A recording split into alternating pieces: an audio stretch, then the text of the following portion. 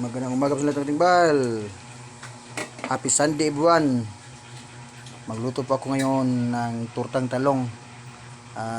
Pinakuluan ko muna ng tubig para sa breakfast or lunch. At ito rin, niluto ko mga timbal. Itlog at saka hipon. Lagyan ng sibuyas, brown sugar at saka seasonings para sa breakfast ng mga bata mga timbal. Ito yun. Si Dio po ngayon mga timbal, araw ng Sunday.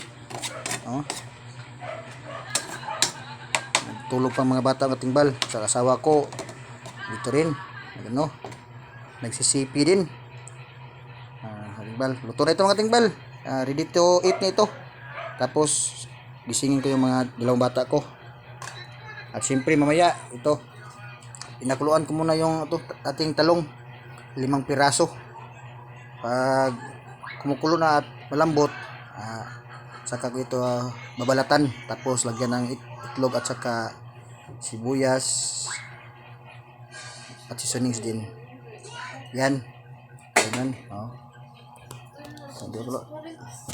Takpan ko muna ako din pala para kumukulo ito.